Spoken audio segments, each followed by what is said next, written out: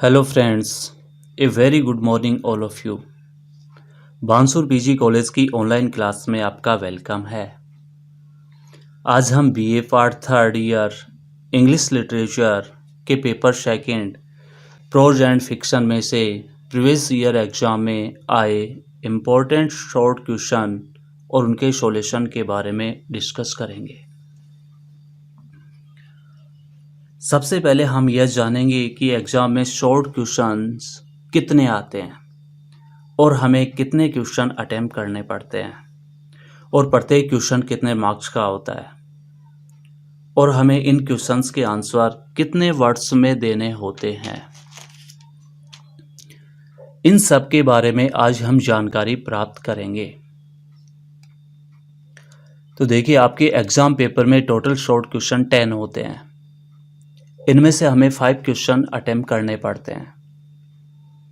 1 question 4 marks का होता है और इन क्वेश्चंस का आंसर हमें लगभग 5 लाइंस या यूँ कहें कि हमें लगभग 50 वर्ड्स में इनके आंसर देने पड़ते हैं।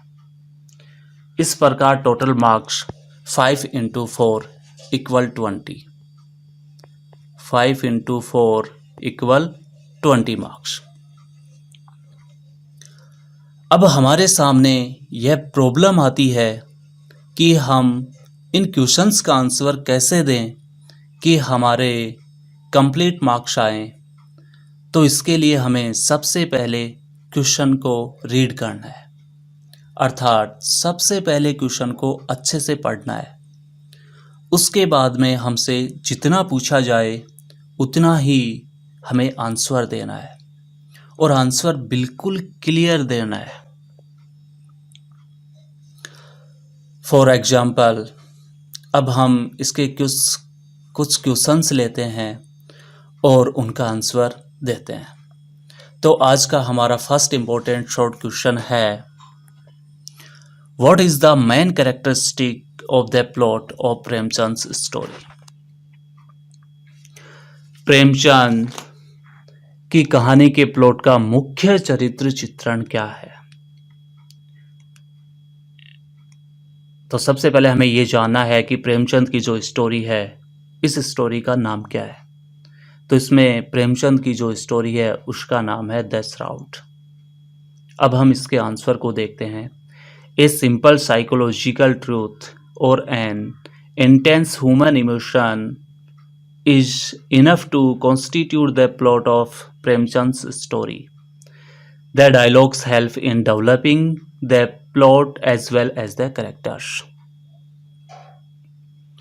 प्रेमचंद की कहानियों में सामान्य रूप से मनोवैज्ञानिक सत्य और अत्यधिक मनुष्य की भावना ही प्रेमचंद के प्लॉट के निर्माण के लिए काफ़ी है। डायलॉग्स इसके प्लॉट के निर्माण में ठीक उसी प्रकार हेल्प करते हैं जैसे इसके कैरेक्टर्स होते हैं। अब इम्पोर्टेंट क्वेश्चन है number 2। How does Premchand construct the plot of the story the shroud.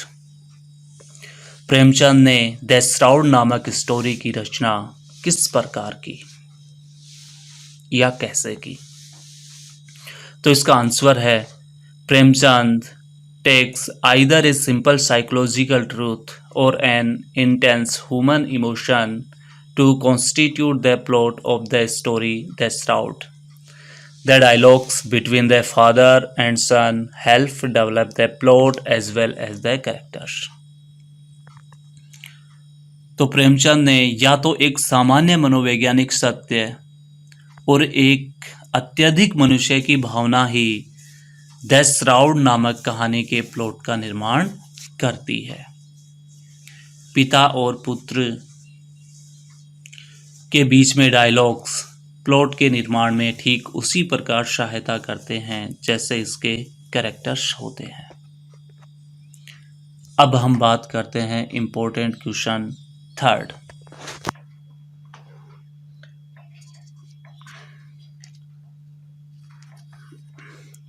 What is done by Ghisu and Madhav after बुधिया's death? Ghisu और माधव बुधिया की मृत्यु के पश्चात क्या करते हैं। तो इसका आंसर है, Both Gisu and Madhav scream and beat their chest at Budhya's death. Their neighbors come to comfort them and give them wood and bamboos for the fire. Both of them go to the village zamidar, who gives them 2 rupees. Other people also contribute some money to make it 5 rupees. They go to the market to buy a shroud to cover Budhya's dead body, but they spend all their money on drinks and food.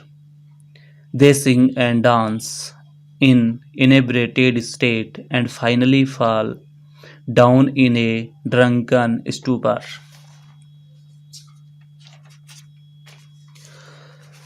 Ghisu और माधव दोनों बुधिया की मृत्यु पर जोर जोर से विलाप करते हैं और अपना सीना पीटते रहते हैं।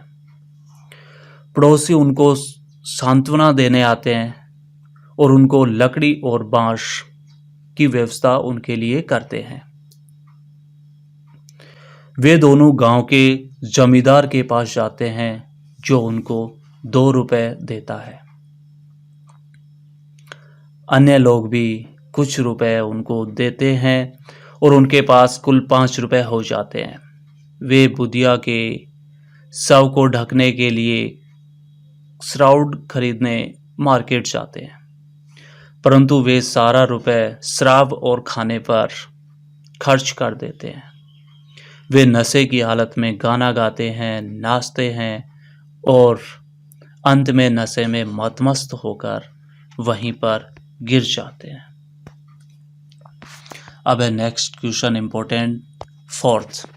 What arguments are given by the father and son against buying a shroud? कफन खरीदने के विरुद्ध पिता और पुत्र का आपस में क्या तर्क है, या दोनों क्या तर्क देते हैं? Both the father and son wanted to buy some cheap material for the shroud. Then Madhav says that it will be night when they carry the corpse for cremation and nobody will look at the shroud in the darkness. Moreover, the shroud gets burnt along with the corpse. Gisu says that the shroud is not likely to go with Budhya to her next abode. Therefore, they do not buy a shroud. पिता और पुत्र दोनों कफन के लिए कुछ सस्ता कपड़ा खरीदना चाहते थे। तब माधव कहता है कि जब बुधिया के शव को अंत्येष्टि के लिए ले जाया जाएगा तब रात हो जाएगी और अंधेरे में कोई भी कफन को नहीं देखने वाला। इसके अलावा कफन तो शव के साथ जल जाएगा। घीसू कहता है कि कफन के लिए बुधिया के साथ उसके साथ दूसरे स्थान पर जाने की संभावना नहीं है, इसलिए वे कफन नहीं खरीदते हैं। Next important question number 5th। What do you know about the doctor Saheb? Doctor Saheb के बारे में आप क्या जानते हैं? Doctor Saheb's name is Roopchand ji. He and अब्बा are very close to each other. Together they plan for United Asia.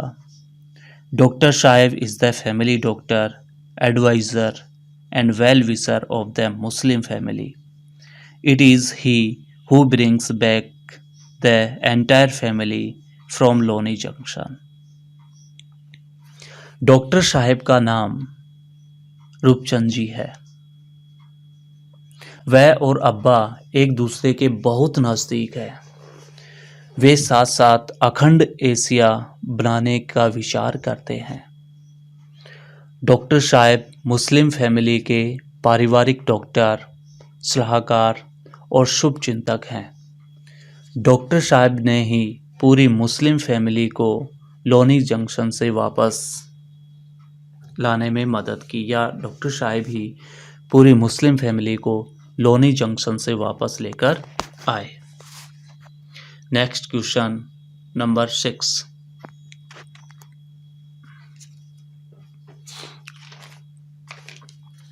What is the setting of the story Roots? Roots नामक कहानी की पृष्ठभूमि क्या है? The story Roots of Ismat Chughtai has been set during the days of the partition of India in Marwar in Rajasthan in western India. Chughtai was brought up at Jodhpur where her father was a civil servant. She had first-hand information about the people of Marwar, which was a part of Jodhpur state, and the communal harmony that existed between the Hindus and the Muslims at that time. Ismat Chughtai की कहानी roots की पृष्ठभूमि हिंदुस्तान के विभाजन के दौरान की है। पश्चिमी भारत के राजस्थान के नगर मारवाड़ की है। चुगताई जोधपुर में पली बढ़ी, जहां उसके पिता एक प्रशासनिक अधिकारी थे। उनको मारवाड़, जो कि जोधपुर रियासत का एक हिस्सा था, के लोगों के विषय में तथा उस सांप्रदायिक सद्भाव के बारे में प्रत्यक्ष रूप से जानकारी थी जो सद्भाव हिंदुओं और मुस्लिम्स के मध्य उस समय विद्यमान था। अब हम बात करते हैं important question number 7। Account for the popularity of the story roots. Roots नामक कहानी की लोकप्रियता के कारण बताइए। Ismat Chughtai's story roots enjoys great popularity. Many writers wrote stories and novels about communal rights, discords, hatred, atrocities of the time of partition of India. This story tells us about communal harmony, amity, love, and mutual understanding between one Hindu and the other Muslim family. Although this story shows us the ferocity and rise of communal violence, yet it ends with a message of hope. Hence, this story is very touching. Ismat Chughtai की कहानी roots अत्यधिक लोकप्रिय है। इनके लेखकों ने हिंदुस्तान के विभाजन के समय सांप्रदायिक झगड़े, कम्युनल राइट्स, डिस्कॉर्ड्स, अनबन, हेटर्ड, घृणा, एट्रोसिटीज, अत्याचारों के बारे में कहानियाँ और उपन्यास लिखे। यह कहानी हमें दो परिवार, एक हिंदू और दूसरा मुस्लिम्स के मध्य सद्भाव, मित्रता, प्रेम और पारस्परिक समझ के बारे में बताती है। यद्यपि यह कहानी हमें सांप्रदायिक हिंसा की क्रूरता तथा प्रचंडता के बारे में हमें बताती है, फिर भी इसका अंत आशा के संदेश के साथ होता है। अतः यह कहानी बहुत ही मर्मस्पर्शी है, टचिंगेबल है। Next important question number 8। What does Ismat Chughtai say about the close relationship between the two families of different religions? Ismat Chughtai दो भिन्न भिन्न धर्मों के परिवारों के बीच संबंधों के बारे में क्या कहती है? इसका आंसर है There are two families which occupy the center stage of the story roots. One family is Hindu and the other family is Muslim. Through anecdotes and incidents, Chughtai tells us about the close relationship which bound 3 generations of the two families together. Even the struggle for freedom does not separate them, although they belong to rival parties. They continue to care about each other through thick and thin. यह कहानी roots के centre बिंदु में दो परिवार हैं। एक परिवार का नाम है हिंदू और सेकंड का नाम है मुस्लिम। घटनाओं तथा छोटी कहानियों के माध्यम से चुगताई हमें उन निकट के संबंधों के बारे में बताती है जिसमें दोनों परिवारों को पिछली 3 पीढ़ियों में से एक बंधन में एक साथ बांध रखा था। स्वतंत्रता का संघर्ष भी उनको अलग नहीं कर पाता है। यद्यपि वे एक दूसरे के प्रतिद्वंदी पार्टियों के हैं, वे हर हालत में एक दूसरे की परवाह करते हैं। Next important question 9th। How does doctor साहेब हेल्पफुल टू अब्बास फैमिली? डॉक्टर साहब अब्बा के परिवार के किस प्रकार के सहायक थे? तो इसका आंसर है व्हेन द डॉक्टर साहेब came to see a patient in Abbas family, all other members would line up for a checkup.